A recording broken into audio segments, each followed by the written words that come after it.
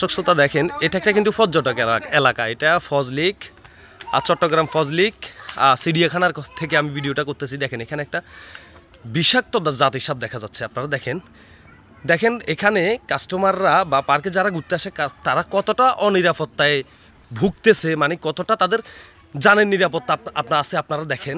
আমি সাহস করে ভিডিওটা বানাইতেছি। কিছু মানুষ দেখেন ছোটো ছোটো 2-3টা বাচ্চা এদিক থেকে দৌড় দিয়ে আসতেছে। আমি সাপটা দেখে আওয়াজ দিছি যে বাচ্চাদেরকে ছাড়বেন না, বাচ্চারা আসেও না। এখানে একটা জাতি সাপ দেখা যাচ্ছে। এই সাপটা খোলামেলা ওপেন স্পেসে ঘুরতেছে দেখেন, অথচ পার্ক কর্তৃপক্ষের কোনো গুরুত্ব নাই, পার্ক কর্তৃপক্ষের কেউ নাই। আমি পার্কের যে টিকিটটা আছে, টিকিটটার মধ্যে তাদের নাম্বার দেখলাম যে তাদের নাম্বার আছে কিনা। এখানে তাদের কোনো আসলে কন্ট্যাক্ট নাম্বার নাই। আপনারা দেখেন তাদের কোনো কন্ট্যাক্ট নাম্বার এখানে নাই। তারা এখানে এগুলো কী নাম্বার দিচ্ছে আমি জানি না।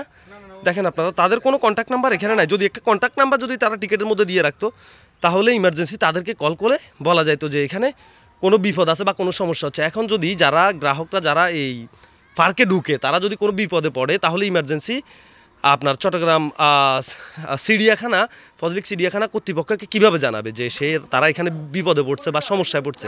এখন এটা দেখার কেউ নাই। তাহলে এখানে যারা আসবে ঘুরতে তারা তো আসলে বিপদগ্রস্ত। তাদের কি উপায় হবে? সবাই ভিডিওটা আসলে শেয়ার করে দেবেন প্লিজ, ভিডিওটা শেয়ার করে দেবেন। এটা বাচ্চাদের জন্য কতটা অনিরাপত্তা দেখেন। একটা বিষাক্ত সাপ ঘুরতেছে একটা ওপেন স্পেসে পার্কিংয়ে। সবাই ভিডিওটা শেয়ার করে দেবেন প্লিজ।